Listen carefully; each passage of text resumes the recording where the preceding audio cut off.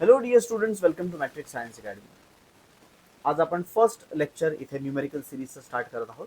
पहिला टॉपिक जो आपण स्टार्ट केला आहे तो आहे ऑसिलेशन्स. काल मी तुम्हाला PDF प्रोव्हाइड केलेली ज्याच्यात 38 न्यूमेरिकल क्वेश्चन्स होते. एक्सपेक्टेड हेच होतं की मुलांनी ते डाउनलोड करून ऑलरेडी सॉल्व्ह केले असले पाहिजे. त्यातनं काही बेस्ट जे 15 to 20 क्वेश्चन्स आहेत ते आज मी इथे सॉल्व्ह करणार आहे. एव्हरी डे आपण असंच करणार आहे.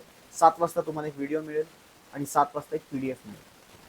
7 वाजता PDF मिळाल्यावरती ते PDF तुम्हाला डाउनलोड करायचे आहे, त्याच्यातले क्वेश्चन सॉल्व्ह करायचे आणि दुसऱ्या दिवशी 7 वाजता त्यातले जे अवघड 10 ते 15 क्वेश्चन्स होते त्याचं डिस्कशन करणार आहे. ओके, सो काल मी जी PDF अपलोड केलेली ती जर सॉल्व्ह केली नसेल तर पहिली ती सॉल्व्ह करा आणि नंतर हे व्हिडिओ सोल्युशन बघा. तुम्हाला PDF कुठे मिळेल तर तुम्हाला PDF व्हॉट्सअप चॅनलवर मिळणार आहे. व्हॉट्सअप चॅनलची लिंक डिस्क्रिप्शनमध्ये मी अटॅच करतो. So every day 7 PM you will get one topic one day. Okay, so आज उद्याचा जो टॉपिक असणार आहे तो आहे mechanical properties of fluids. So let's start with this topic. यातले जे बेस्ट क्वेश्चन्स आहेत ते घेतले आहेत. सो पहिला क्वेश्चन बघा. एक पार्टिकल आहे जो की SHM परफॉर्म करत आहे आणि SHM परफॉर्मिंग पार्टिकल मीन पोझिशनला जेव्हा असतो तेव्हा त्याची स्पीड जास्त असते आणि जसं तो लांब लांब जातो स्पीड कमी कमी होत जाते. सो जेव्हा तो 6 या लोकेशनला पोहोचेल, x1 6 असेल, त्यावेळेस त्याची वेलॉसिटी 8 असेल. त्यावेळेस त्याची वेलॉसिटी किती असेल? v1 ही 8 असेल.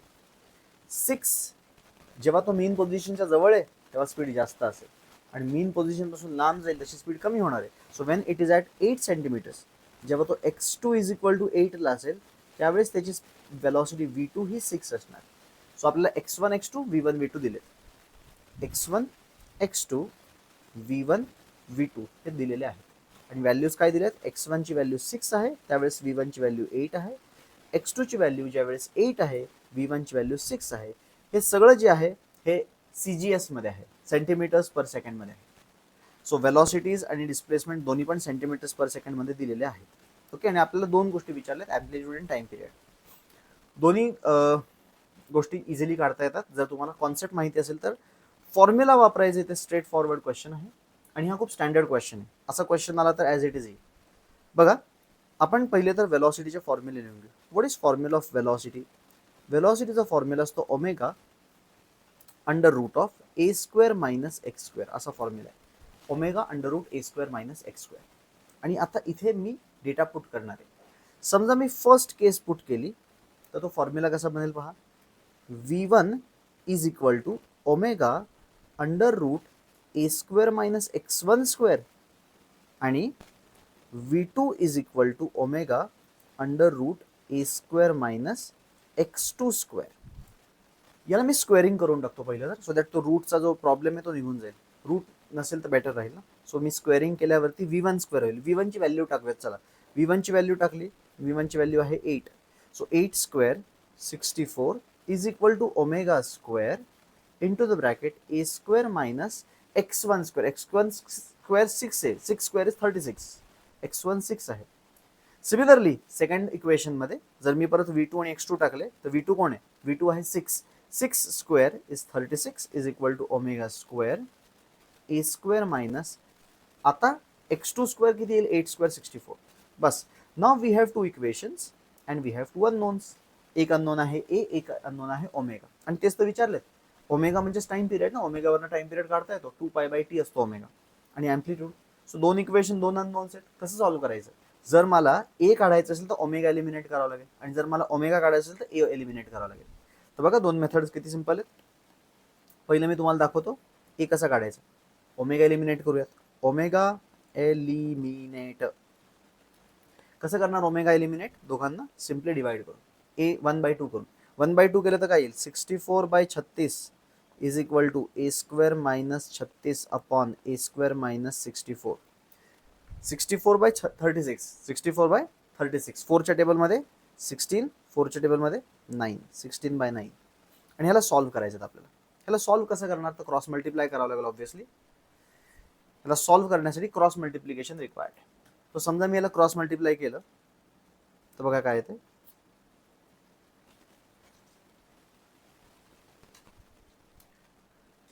सो क्रॉस मल्टिप्लिकेशन केल्यावरती 16a square minus 16 into 64, 16 into 64 is equal to 9a square -36 × 9. सगळे टर्म्स रिअरेंज करूयात. 9a² लेफ्टला आलं तर 16a² - 9a² is 7a² is equal to 16 64 पलीकडे जाईल. 16 × 64 पलीकडे जाऊन पॉझिटिव्ह होईल. -36 × 9. आणि आता हे सॉल्व्ह करायचं. मल्टिप्लिकेशन रिक्वायर्ड, प्रॉपर त्याला सिम्प्लिफिकेशन लागेल. सो 7a² काय येत आहे 16 × 64. तर 16 4 64 असतं. 16 6 96 असतं. 96 प्लस 6 जर केलं तर 102 येतं. मायनस 36 9 9 6 54, 5 राहिलं. 9 3 27 प्लस 5 इज 32. बस हे सॉल्व्ह करायचं. याचं उत्तर येते 700. 1024 - 324 is 700 is equal to 7a². झालं की a² मिळाला 100, a मिळाला 10. किती आला ॲम्प्लिट्यूड? ॲम्प्लिट्यूड आला 10. आणि सिन्स युनिट CGS होते सगळे, सो ह्याचं युनिट आपल्याला मिळणार आहे सेंटीमीटर्समध्ये. सो पहिला पार्ट ऑफ द क्वेश्चन जो होता ॲम्प्लिट्यूड तर काढला. पिरियड काढायचा होता. पिरियड काढण्यासाठी ॲम्प्लिट्यूडला एलिमिनेट करावं लागेल. सो मी काय करतो, ॲम्प्लिट्यूड 10 इथे किंवा इथे टाकून देतो. फर्स्ट किंवा सेकंडमध्ये टाकून देतो. चला फर्स्टमध्ये टाकूया. फर्स्टमध्ये जर टाकलं तर हे इक्वेशन कसं बनेल बघा. फर्स्ट इक्वेशन कसं बनेल, फर्स्ट इथेच लिहितो साईडला. 64 is equal to ω² a² - 36 10² 100 - 36 is 64. हा a² काय होईल 100 होईल ना. 100 - 36 इज 64. 64 गेला. ω² 1, ω इज इक्वल टू 1. ω1 मग टाइम पिरियड किती, टाइम पिरियड इज 2π/ω. ओमेगा तर 1 आहे म्हणजे 2π. 2π सेकंड्समध्ये जर कन्वर्ट केलं, पायला 3.14 टाकून तर 6.28 सेकंड्स आपला आन्सर आहे. So this was the first question. हा क्वेश्चन खूप स्टँडर्ड आहे. CETला पण येतो, बोर्ड्सला पण येऊ शकतो. Let's move to question number 2. Question number 2 हा बोर्डमध्ये खूप जास्त वेळा विचारलाय आणि याचा स्टँडर्ड नेचर सांगतो मी तुम्हाला काय. मॅक्स वेलॉसिटी, मॅक्स ॲक्सिलरेशन हे दिलं जातं, गिवन असतं. क्वेश्चन एकदम स्टँडर्ड आहे. मॅक्स वेलॉसिटी देतील SHM करणाऱ्या पार्टिकलची आणि मॅक्स ॲक्सिलरेशन देतील आणि तुम्हाला विचारतील टाइम पिरियड काढा किंवा ॲम्प्लिट्यूड काढा. दोनमधनं एक तर पिरियड विचारतील किंवा ॲम्प्लिट्यूड विचारतील. आणि स्टँडर्ड वे काय बघा, मी तुम्हाला एक्सप्लेन करतो ते. आपल्याला माहिती आहे की समजा मी क्वेश्चनला जनरलाइज करतो. चला की लेटेस्ट से क्वेश्चनमध्ये सांगितलंय की मॅक्स वेलॉसिटी इज बीटा आणि मॅक्स ॲक्सिलरेशन इज अल्फा. असा प्रश्न आहे की मॅक्सिमम वेलॉसिटी बीटा आहे आणि मॅक्सिमम ॲक्सिलरेशन अल्फा आहे. तर आपण बीटाचा फॉर्म्युला काय लिहिणार. We know that maximum velocity a ω असते, ॲम्प्लिट्यूड इंटू ओमेगा, आणि मॅक्सिमम ॲक्सिलरेशन a ω² असतं. सो अल्फा किती आहे a ω². दोन आपल्याकडे इक्वेशन्स आहेत 1 आणि 2. या दोन इक्वेशनची तीच स्टोरी आहे मगाशी की जेव्हा मला ॲम्प्लिट्यूड काढायचं असेल तर मला ओमेगाला एलिमिनेट करावं लागेल आणि ओमेगा म्हणजे टाइम पिरियड काढायचा असेल तर मला ॲम्प्लिट्यूडला एलिमिनेट करावं लागेल. सो टाइम पिरियड हा ओमेगापासून मिळणार आहे आणि ओमेगा काढायला एला एलिमिनेट करावं लागेल. एला एलिमिनेट करणं किती सोपं आहे, डिवाइड करायचं दोघांना. सो मी जर का इक्वेशन 2/1 केलं ना तर डायरेक्टली ए जातोय. अल्फा बाय बीटा काय येतोय, अल्फा बाय बीटा ओमेगा येतोय नाही का. अल्फा बाय बीटा जर मी केलं, अल्फा बाय बीटा 2/1 तर a ω² upon a ω, A cancel, omega cancel, omega मिळतोय आणि ओमेगावरनं टाइम पिरियड मिळणार आहे बिकॉज ओमेगाच 2π/t असतो. सो टाइम पिरियडचा आन्सर काय येते 2π बीटा बाय अल्फा. सो जर तुम्हाला मॅक्स वेलॉसिटी आणि मॅक्स ॲक्सिलरेशन दिला असेल तर टाइम पिरियड काढायचा एकदम सिंपल वे आहे. फॉर्म्युला रटू नका, कॉन्सेप्ट समजून घ्या. दोघांचे फॉर्म्युले लिहायचे, ए एलिमिनेट करायचा ॲम्प्लिट्यूड तो ओमेगा मिळतो. आता ए काढूया, ओमेगा एलिमिनेट करूया. ओमेगा एलिमिनेट करण्यासाठी इथे ओमेगाचा स्क्वेअर आहे, इथे मात्र ओमेगाची पॉवर 1 आहे. सो दोघांकडे ओमेगाची पॉवर एकतर 1 किंवा 2 करावी लागेल. सो 2 ची 1 करणं म्हणजे रूट काढावा लागतो. सो रूट काढण्यापेक्षा स्क्वेअरिंग थोडंसं रिलेटिव्हली सोपं आहे. सो मी काय करतो, इक्वेशन 1चा स्क्वेअर करतो. तर काय येईल, beta square is equal to a² ω². काय केलं मी, 1 इक्वेशनचं स्क्वेअरिंग केलं आणि 2 इक्वेशनला तसंच ठेवलं ॲज इट इज बिकॉज त्याच्याकडे ऑलरेडी ω² होता. इथे काय झालं, ω² गेला, एक ॲम्प्लिट्यूड गेला तर एकच ॲम्प्लिट्यूड राहिला आणि हा बनला ॲम्प्लिट्यूडचा फॉर्म्युला β² सो जर आपल्याला मॅक्स वेलॉसिटी आणि मॅक्स ॲक्सिलरेशन दिले असतील तर टाइम पिरियड आणि ॲम्प्लिट्यूड काढणं बघा किती सोपं आहे. चला आता व्हॅल्यूज टाकूयात. बोर्ड एक्झाममध्ये तुम्ही व्हॅल्यू घेऊनच सॉल्व्ह करणार आहे ना, असं थोडीच बीटा आणि अल्फा घेणार. मी तर जनरल फॉर्म्युला बनवून दाखवलं तुम्हाला. जर मी बीटा आणि अल्फाची व्हॅल्यू टाकली तर काय येईल बघा, टाइम पिरियड 2 बीटा म्हणजे कोण होता, मॅक्सिमम वेलॉसिटी, जी की त्यांनी दिली 0.08. 2 into 0.08 divided by alpha, alpha दिले 0.32. सो 0.08 1 जा आणि 4 जा 32 असतो, आणि ह्याचा आन्सर येते 2/4 म्हणजे पाय बाय टू असतो 1.57 सेकंड्स. टाइम पिरियड मिळाला. ॲम्प्लिट्यूड कसं काढणार, beta square by alpha. Beta कोण आहे, बीटा आहे मॅक्सिमम वेलॉसिटी. सो 0.08चा स्क्वेअर, 0.08चा स्क्वेअर अपॉन 0.32. आता 0.08चा स्क्वेअर कसं करायचं बघा, तर मी 8 इंटू 10⁻² लिहितो आणि त्याचा स्क्वेअर करतो. 64 इंटू 10⁻4 अपॉन 32.32ला काय लिहितो, 32 into 10⁻².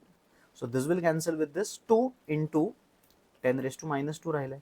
So answer comes out to be 0.02 meters per second square. So we got acceleration, we got time period, and it was a very straightforward question. But this is a very standard question. Same questions कमीत कमी 3 ते 4 वेळा board मध्ये repeat झालेत. Values फक्त change झाले. Acceleration दिलंय, velocity दिली, कधी पिरियड विचारलाय, कधी ॲम्प्लिट्यूड विचारलाय. Depending on the marks, 2 mark आले तर एकच विचारतील, 3 मार्क आले तर दोन्ही विचारतील, कसं पण. अप्रोच माहिती असेल ना तर काही टेन्शन नाही. क्वेश्चन नंबर 3 बघा. A needle of a swing machine has a path of amplitude 4. So swing मशीनची नीडल जी असते ती SHM परफॉर्म करते. सो आपल्याला क्वेश्चन, हा जो क्वेश्चन आहे त्याच्यामध्ये काय काय दिलंय, इट इज गिवन दॅट की त्याचा एम्प्लिट्यूड आहे जो आहे 4 सेंटीमीटर, आणि त्याची फ्रिक्वेन्सी दिली आहे 5 हर्ट्स. फ्रिक्वेन्सी दिली म्हणजे लगेच ओमेगा मिळणार आहे, 2πf असतो, राईट. 2πf नी 10π रेडियन पर सेकंड येईल. आता म्हणतात की ऍक्सिलरेशन त्याचं कॅल्क्युलेट करा 1/30 सेकंड्स मीन पोझिशन क्रॉस केल्यानंतर. मीन पोझिशन क्रॉस केल्यानंतर किती टाइम नंतर ऍक्सिलरेशन करा, 1/30 सेकंड्स नंतर काढा. तो इथे आपल्याला ऍक्सिलरेशनचे ना असा फॉर्म्युला लागेल ज्याच्या टाइम असतो, असा फॉर्म्युला नाही ज्याच्यात डिस्प्लेसमेंट असतं. बिकॉज इथे किती डिस्टन्सला ऍक्सिलरेशन नाही, किती टाइम नंतर ऍक्सिलरेशन विचारलंय. सो बघा, ऍक्सिलरेशनचे तुम्हाला फॉर्म्युला माहिती पाहिजे. ऍक्सिलरेशनचा फॉर्म्युला असतो -ω²x. पण हा नाही चालणार इथे, हा डायरेक्टली तर नाही चालणार. आपल्याला एक असा फॉर्म्युला लागेल ज्याच्यात टाइम आहे ना की पोझिशन. सो ऍक्सिलरेशनचा दुसरा एक फॉर्म्युला असतो ज्याच्यात जर मी एक्सला a sin टाकलं, कारण की मला माहिती मीन पोझिशन पासून गेल्यानंतर टाइम चालू होतोय. टाइम कुठून मोजायचं, मीन पोझिशन पासून मोजायचं, म्हणजे पार्टिकल मीन पोझिशन पासून स्टार्ट होतोय. सो दुसरं इक्वेशन असं आहे ω²a sin ωt. हा फॉर्म्युला आहे ऍक्सिलरेशनचा. ठीक आहे. So acceleration -ω² a sin ωt, आणि ह्या टाइमला फक्त सबस्टिट्यूट करायचं, दॅट्स इट. सो आन्सर काय येईल, -ω². 10π² is 100π². 10π the whole square is 100π². Amplitude is how much, 4 centimetre, म्हणजे 4 इंटू 10⁻². आणि sine omega is again 10π. T is what, 1/30. T is 1/30 seconds. So if I solve this, I'll get π/3. Sin π/3 म्हणजे sin 60. Sin 60 काय असतो, √3/2 into इथे 10⁻² आणि 10⁻² जाणार आहे. ठीक आहे. बोर्ड एक्झाम मध्ये π² ला 10 नाही घ्यायचे, π² ची व्हॅल्यू लॉग टेबलने कॅल्क्युलेट करायची. आता सध्या मी π² ला 10 घेतो. 4 आहेच की, 4 आहे, 10 आहे, आणि मायनस साईन आहे, 2 कॅन्सल होईल. सो आन्सर येईल -20√3 युनिट आहे metres per second square, because ते ऍक्सिलरेशन, आणि आपण सगळं केलं आहे कन्वर्ट SI युनिट्समध्ये. सो या क्वेश्चनचा आन्सर हे असं येत आहे. कळालं का? सो हा परत एकदा क्वेश्चन टेक्स्टबुक मधला आहे, अनसॉल्व्ड एक्झाम्पल्स आहे, ज्याच्यामध्ये ऍक्सिलरेशन विचारलंय, बट कधी, टाइम, एवढ्या टाइम नंतर, मीन पोझिशन पासून गेल्यानंतर एवढ्या टाइम नंतर काढा. त्याच्यानंतरचा question, potential energy of the particle दिलेली आहे आणि विचारतायत व्हॉट इज द फ्रिक्वेन्सी. हा तर एकदम स्ट्रेट फॉरवर्ड क्वेश्चन आहे, कारण की पोटेन्शियल एनर्जी ना त्याचा फॉर्म्युला काय असतो माहिती आहे का, मी इथंच सॉल्व्ह करतो बघा, जास्त वेळ नाही लागणार. पोटेन्शियल एनर्जीचा फॉर्म्युला असतो ½ mω²x². बट ते म्हणतात नाही, पोटेन्शियल एनर्जीचा फॉर्म्युला असा आहे 0.1 π²x². म्हणजे त्यांनी दिलेला फॉर्म्युला आणि आपल्याला माहिती असलेल्या फॉर्म्युलामध्ये x² तर सेम आहे. सो त्यांनी दिलेला फॉर्म्युला आणि आपण आपल्या माहिती असलेल्या फॉर्म्युला इक्वेट जर मी केलं तर ½ mω² सरळ सरळ 0.1 π² शी कम्पेअर होईल. आणि इथून मिळेल आपल्याला फ्रिक्वेन्सी. कशी मिळेल फ्रिक्वेन्सी पहा. हाफ त्यांनी दिलंय मास 20 ग्रॅम दिले. मास 20 ग्रॅम म्हणजे काय 20 10⁻³ ओमेगा स्क्वेअर काय असतो 4π² f² इज इक्वल टू पलीकडे त्यांचा आन्सर काय 0.1 π². इथे π² सरळ कॅन्सल होतो. 2 कॅन्सल होतो 20 बरोबर 10 होतो. 10 आणि 10⁻³ हा 10⁻² देणार आहे आणि 4f² राहणार आहे. सो 10⁻² जर पलीकडे गेला ना तर f² काय येईल माहिती का 10⁻² इंटू 0.1 आणि 4 जाईल खाली. So 10⁻² 100 into 0.1 is 10. 10/4 is 2.5. So frequency comes out to be √2.5. आणि √2.5 तर काढता येईल आपल्याला. √2.5 काढण्यासाठी लॉग टेबलचा वापर करून आपण √2.5 काढू शकतो. अप्रॉक्सिमेटली काढायचं असेल तर काय करावं लागेल. अप्रॉक्सिमेटली जर तुम्हाला √2.5 काढायचं असेल तर बघा कसं काढता येतं. √2.5 अप्रॉक्सिमेटली काढायचं तर काय करायचं ह्याला √25/10 लिहिण्यात पॉईंट नाही. कारण की आता काय होईल की 25 परफेक्ट स्क्वेअर बनेल but 10 is not a perfect square. So कधी पण शिफ्टिंग ऑफ 0 असे करायचे की खाली एक परफेक्ट नंबर परफेक्ट स्क्वेअर आला पाहिजे. इधर 100 और 10,000 असा 10 घेऊन नाही चालणार. सो मी काय करतो 250/100 करतो. असं करणं फायद्याचं आहे. कारण की 100चा रूट तर 10 बनतोय आणि 250 जो आहे हा 256 जो की 16 स्क्वेअर आहे आणि 225 जो की 15 स्क्वेअर आहे याच्या कुठेतरी मध्ये येतोय. आणि तुम्ही बघू शकता की तो 16च्या जास्त जवळ येतोय. सो मे बी आन्सर 15.9 असेल याचा किंवा 15.8 असेल. बट एवढ्या डिटेलमध्ये जायचं नाही. बट 15.9 घेऊन जर सॉल्व्ह केलं तर 1.59 येत आहे आन्सर. या √2.5चा आन्सर असं काढू शकतो आपण. सो आता सिंपल क्वेश्चन होता का नाही चौथावाला. पोटेन्शियल एनर्जी दिली होती आपल्याला माहिती एक फॉर्म्युला आहे. त्यांनी दिलेला एक फॉर्म्युला आहे कम्पेअर केलं directly and from that you get the frequency of SHM. Let's move to the next question. काय क्वेश्चन आहे पुढचा. A particle is executing SHM with a period of 10 seconds. 10 सेकंडचा पिरियड आहे म्हणजे टाइम पिरियड दिलाय. Find the time when the potential will be half the total. आता हा question खूप इझी आहे खरं तर बट फॉर्म्युले ज्यांना माहिती आहेत त्यांना जमणार आहे. Potential energy half the total. बरं दोघांचे फॉर्म्युले माहिती पाहिजे.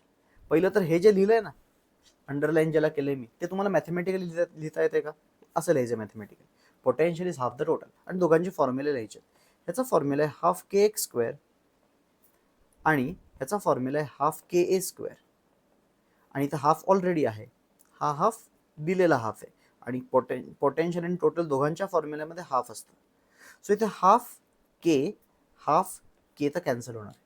सो x² फक्त जो राहतोय तो काय राहील a²/2. सो x काय येईल a/√2 प्लस और मायनस येणार आहे. सो ज्या वेळेस डिस्प्लेसमेंट a/√2 असतो त्या ठिकाणी पार्टिकलचं potential energy half the total असते. आता म्हणतात की किती टाइम नंतर ते होणार आहे. After what time potential will be equal to kinetic.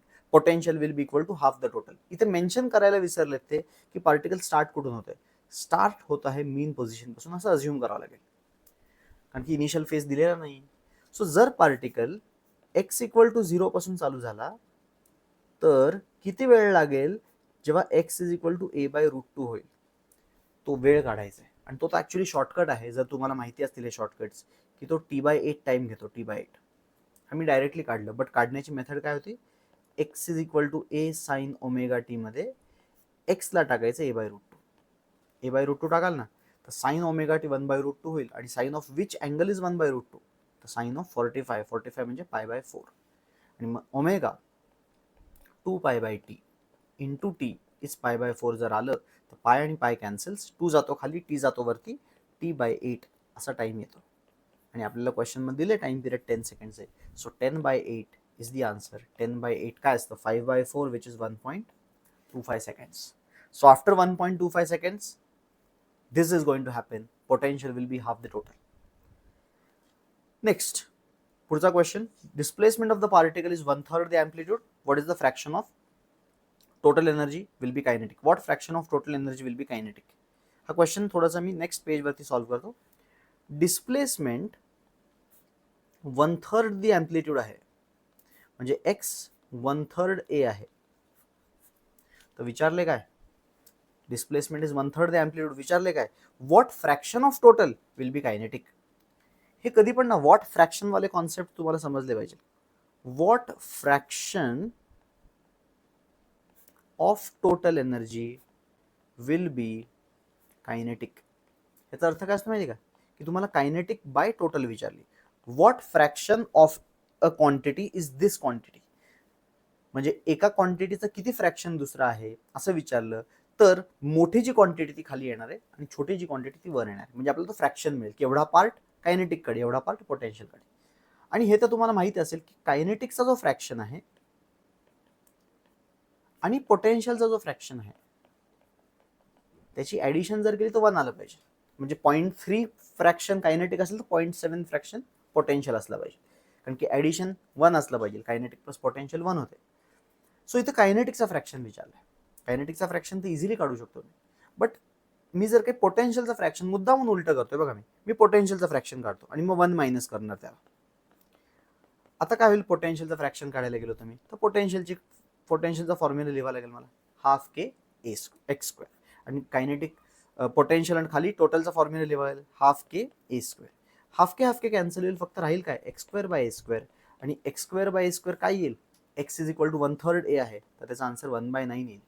आणि जर हा 1/9 आहे तर हा 8/9 असला पाहिजे का नाही, बिकॉज कसा आला, बिकॉज हा प्लस हा केला तर 1 आलं पाहिजे उत्तर. सो हा 1 मायनस 1/9 केलं तर 8/9 येतोय. सो मी हा 8/9 कसा काढला, पोटेन्शियलचा रेशो काढला, पोटेन्शियलचा फ्रॅक्शन काढला आणि मग 1 मायनस केलं.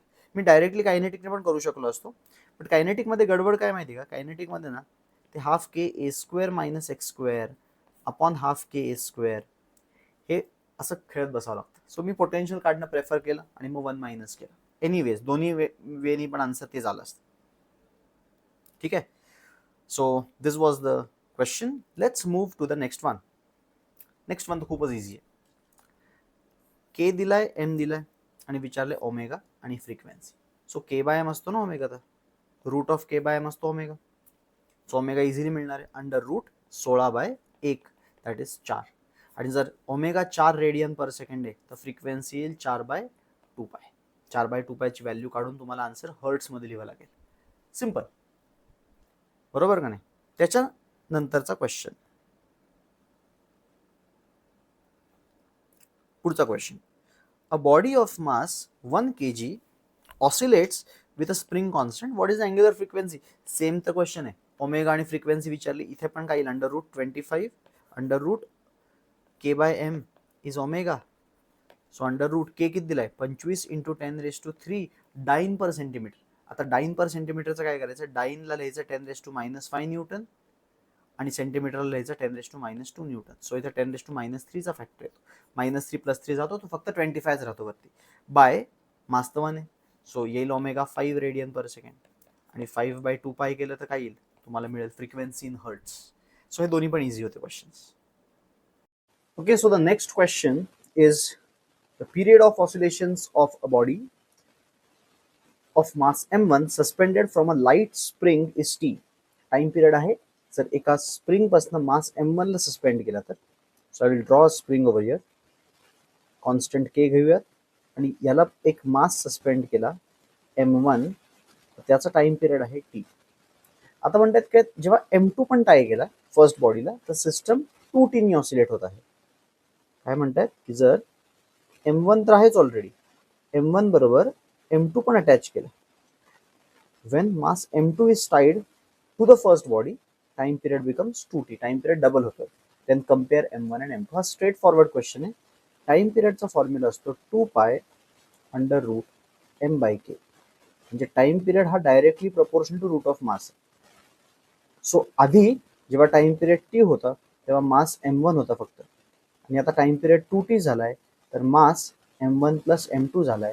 मी या दोघांना फक्त रेशो मध्ये घेणार आहे कारण की ते डायरेक्टली प्रपोर्शनल होते. सो याचा आन्सर काय येईल, 1/2 is equal to m1 upon m1 + m2 या सगळ्याचा root. So if I solve this by squaring both sides, मी जर का दोन्ही साईडला स्क्वेअरिंग केलं आणि क्रॉस मल्टिप्लाय केलं तर बघा काय येईल, 1/4 is m1 upon m1 + m2. On cross multiplying what do we get, 4m1 is m1 plus m2. So 3m1 is equal to m2. So the ratio of their masses m1 by m2 comes out to be 1 divided by 3. Very straightforward question. Directly me formula apply केला इथे. Let's move to the next question. Question number 10. The period of oscillation increases by 10% when the length increases by 21 centimeters. What is the initial length and what is the initial period? Again, simple pendulum वरती very repeatedly asked question की length एवढी वाढली तर period एवढा वाढला तर सांगा original length काय किंवा ओरिजिनल पिरियड काय. सो इथे आपण अज्युम करूयात let L naught be original length and T naught be original period. Original length L naught घेतली आणि ओरिजिनल पिरियड टी नॉट घेतला तर आपल्या माहितीप्रमाणे time period is directly proportional to root of length. So या प्रपोर्शनॅलिटीला आपण कन्वर्ट करूयात रेशिओ मध्ये. So what will be time period 2 upon time period 1. It will be under root length 2 divided by length 1. Length 1 आणि time 1 माहिती आहे आपल्याला. Length 1 आहे एल नॉट आणि टाइम 1 आहे टी नॉट. आणि टाइम 1 वाढत आहे 10% ने, इन्क्रीजेस बाय 10%. एखादी गोष्ट 10% ने वाढली तर ती किती होते original plus 10% of that value. Original plus 10% of T not अशी वाढली आहे. त्यावेळेस लेंथ किती झाली आहे 21 ने वाढली आहे म्हणजे एल नॉट प्लस 21 झाली. इथे मी सीजीएस मध्ये डील करतोय, सेंटीमीटर्स मध्ये लिहितोय. सो काय होईल पहा, थोडासा क्वेश्चन तुम्हाला दिसेल म्हणून साईडला घेतो. सो आता काय होतं बघा, याला सॉल्व्ह करायचंय.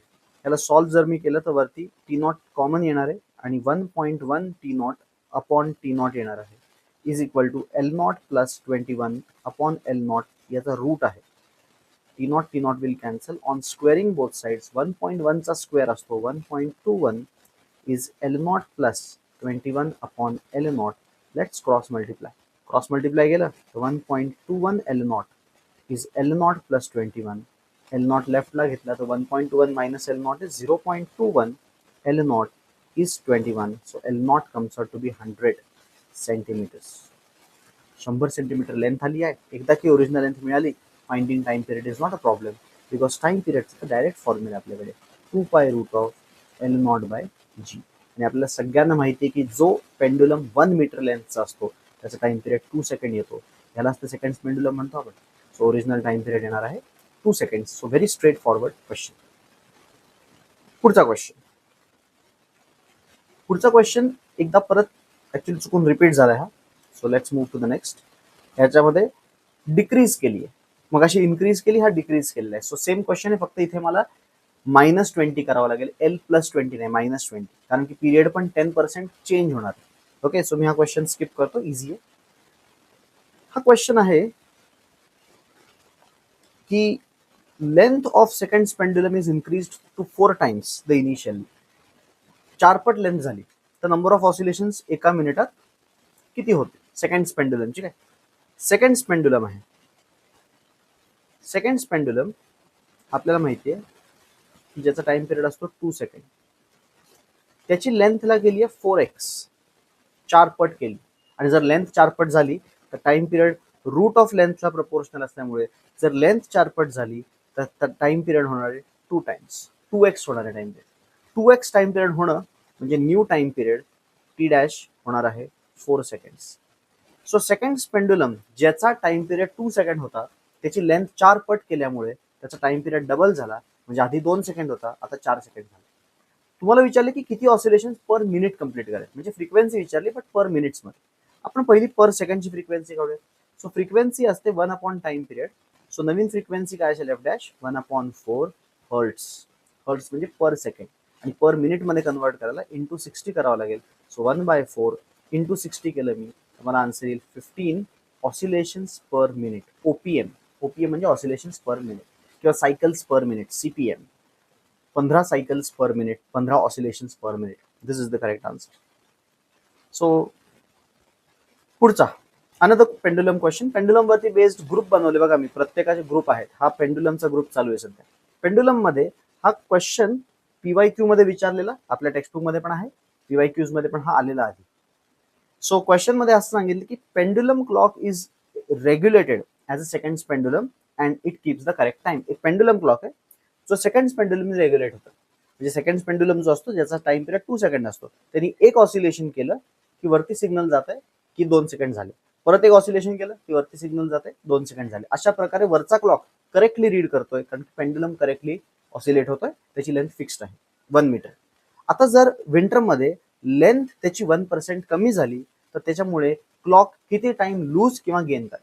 आपल्याला माहिती आहे की विंटरमध्ये थर्मल एक्सपान्शनच्या लॉजिकमुळे टेम्परेचर कमी झाल्यामुळे लेंथ कॉन्ट्रॅक्ट होते आणि लेंथ कॉन्ट्रॅक्ट झाल्यामुळे टाइम पिरियड जो की लेंथच्या रूटला प्रपोर्शनल आहे, लेंथ 1% कमी झाल्यामुळे टाइम पिरियड पण कमी होणार आहे. आणि पर्सेंटेज जेव्हा कमी असतं ना तेव्हा आपण 11th स्टँडर्डचा एरर्स अँड अप्रॉक्सिमेशनचं लॉजिक वापरू शकतो. आपण म्हणू शकतो relative change in time is L raise to half आहे का इथे, एल रेस टू हाफ आहे, तो हाफ पुढे जम्प करतो, half relative change in length. आणि जर दोन्ही साईडला 100 मल्टिप्लाय केलं तर पर्सेंटेज मध्ये होणार आहे. So percentage change in time is equal to half into percentage change in length. आणि पर्सेंटेज चेंज इन लेंथ 1% दिलंय. So percentage change in time किती होणार आहे, पर्सेंटेज चेंज इन टाइम होणार आहे 0.5%, 0.5%. सो बघूयात किती चेंज होते टाइम मध्ये. सो टाइम मधला चेंज अपॉन ओरिजिनल इंटू 100 आहे 0.5. म्हणजे चेंज इन टाइम किती येईल 0.5 अपॉन 100 खाली जाणार आहे इंटू टाइम पिरियड. आता एका ऑसिलेशन मधला चेंज विचारलंय का, एका मिनिटातलं विचारलंय का, एका तासातलं विचारलंय. बघूया इथं विचारलंय how much time the clock will gain in 1 day. एका दिवसात किती गेन करेल. तर एका दिवसात किती गेन करणार आहे, एरर आपल्याला कधी कळेल जर आपण इथे 1 डे पुट करू, 1 डे. आणि 1 डे मध्ये किती सेकंड असतात 86400. 1 डे म्हणजे सगळ्यांना माहिती आहे 24 आवर्स असतात. इंटू 60 केलं तर मिनिट्स मध्ये होईल, इंटू 60 केलं तर सेकंड्स मध्ये होईल.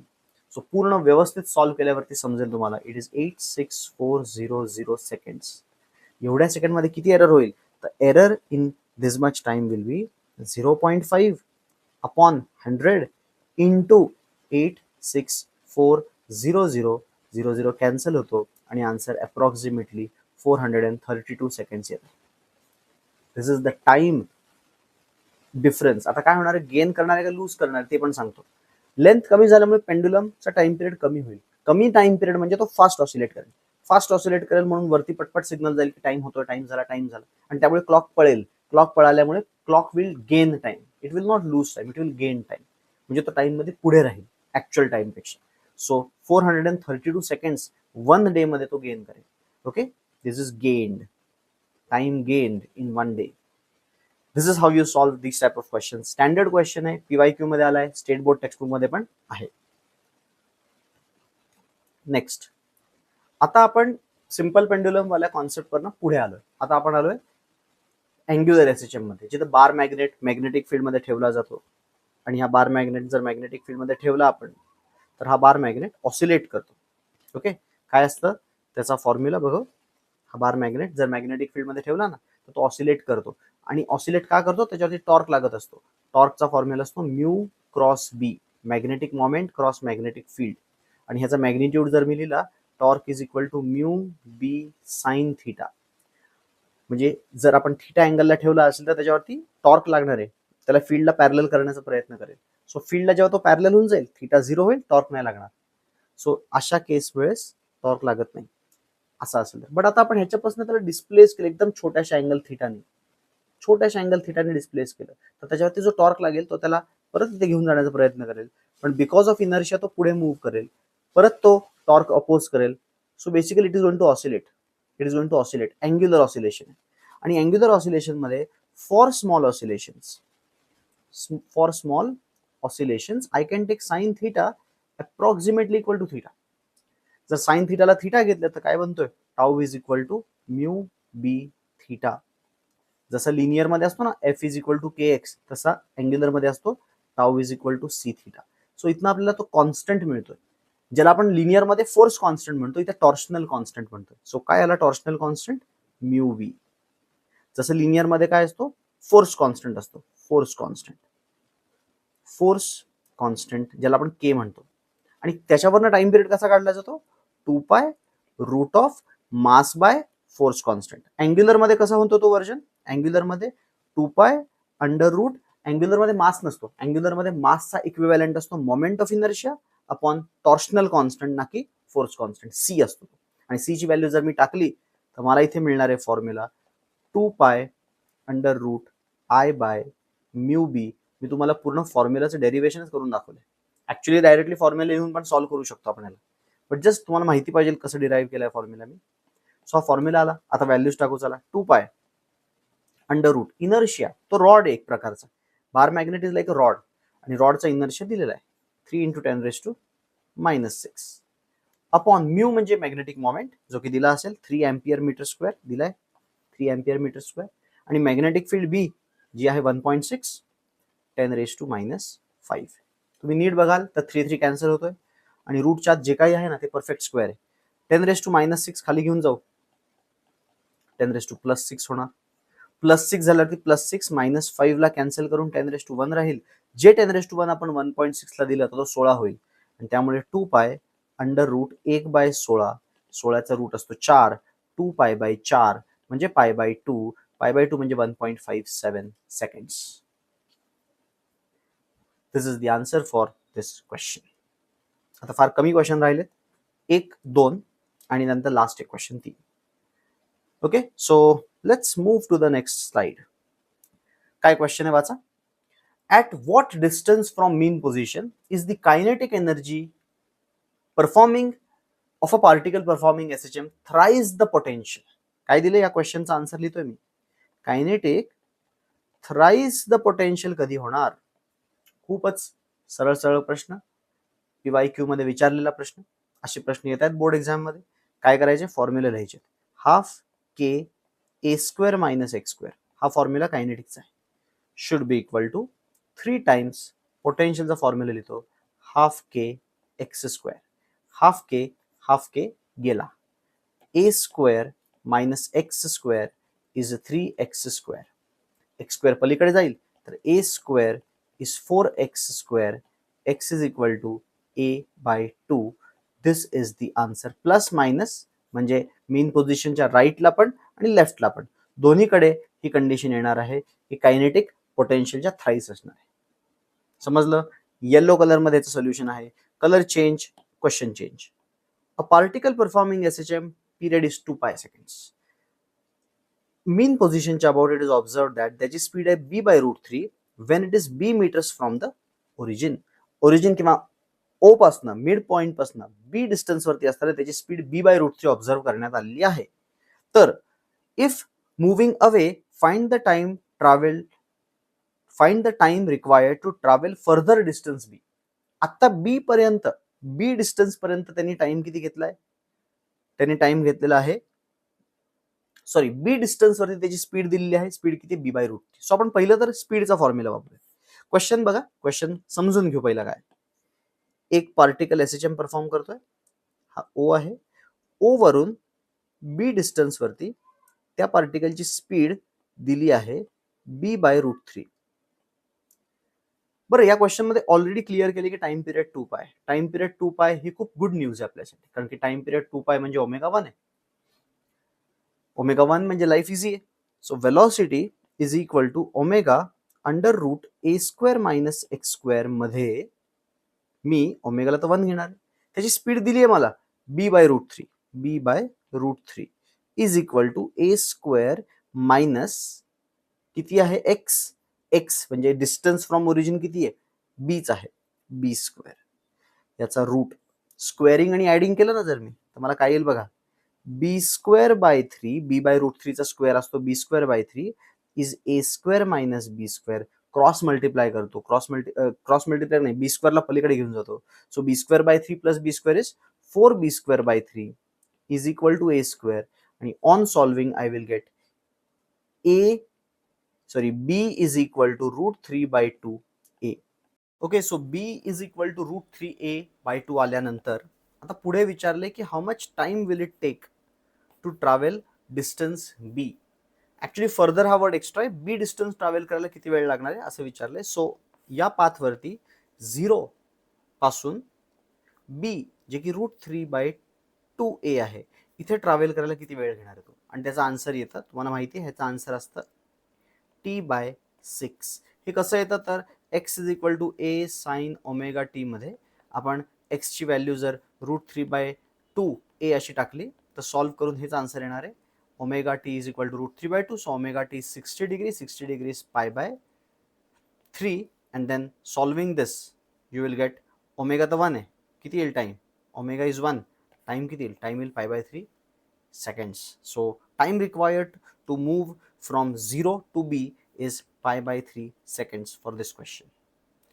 And then I guess या सेशनचा लास्ट क्वेश्चन बहुतेक हा आहे, आणि हा आहे ॲडिशन ऑफ एसएचएम्स. दोन एसएचएम ॲड कसे होतात, आणि ॲडिशन ऑफ एसएचएमचे डायरेक्ट फॉर्म्युला आपल्याकडे. जर x1 आणि x2 दोन एसएचएम आपल्याकडे असतील, ज्यांचे ॲम्प्लिट्यूड्स a1 a2 असतील, दोघंही साईनमध्ये असतील, दोघांचे इनिशियल ओमेगा ओमेगा सेम असतील, आणि त्यांचे इनिशियल फेजेस π/3 म्हणजे α1 आणि α2 असतील, इथे लिहितो α1 आणि α2, तर त्यांचा रिझल्टंट आणि इनिशियल फेज फाय कसा दिला जातो. Resultant is given by under root a1 square plus a2 square plus 2a1 a2 cos φ1 minus φ2 किंवा α1 मायनस α2. दोघांचे अल्फासचे डिफरन्स घ्यायचे आणि फाय कसा काढायचा असतो, tan inverse of a1 sine α1 plus a2 sine α2 upon a1 cos α1 plus a2 cos α2. हे फॉर्म्युले आहेत, directly you must know the formula. फॉर्म्युल्यामध्ये सबस्टिट्यूट करायचे, आन्सर काढायचे. मी याचं सॉल्व्ह करून दाखवतो आन्सर. आर काय येईल, क्वेश्चन थोडंसं साईडला घेतो. आर काय येईल resultant, R is equal to under root first amplitude is 5 square plus 3 square plus 2 into 5 into 3 into cos of phase angle 60 आणि दुसरा आहे 45. 60 आणि 45चा डिफरन्स असतो कॉस ऑफ 15. हा आपल्याला सॉल्व्ह करावा लागेल. कॉस 15 सिन्स हा टेक्स्टबुक मधला क्वेश्चन आहे, कॉस 15 ची व्हॅल्यू आपल्याला कॅल्क्युलेट करता येऊ शकते. कॅल्क्युलेट कशी करायची सांगतो मी तुम्हाला. 45 मायनस 30 करा, कॉस ए मायनस कॉस बीचा फॉर्म्युला वापरा, cos A cos B plus sign A sine B. त्याने कॉस 15 ची व्हॅल्यू जर बोर्डमध्ये आला तर कॉस 15 ची व्हॅल्यू डायरेक्टली लॉग टेबलमधून पुट करू शकतो. बट जर सीईटीमध्ये येण्याचा चान्स असा कमी आहे, कारण की असा कॉम्प्लिकेटेड कॅल्क्युलेशन टेस्ट नाही करत आहे, ते टेस्ट करतात तुमचं application of formula. So angles पण असे देतील की ज्याचा कॉस इझिली निघेल, साइन इझिली निघेल. सो याला सॉल्व्ह करावं लागेल, इथे सबस्टिट्यूट करून यू विल गेट आर. आणि तसंच how to find initial phase काढायला you have to use this formula where a1 a2 5 आणि 3 आहेत, आणि α1 α2 हे π/3 म्हणजे 60 डिग्री आणि π/4 म्हणजे 45 डिग्री आहेत.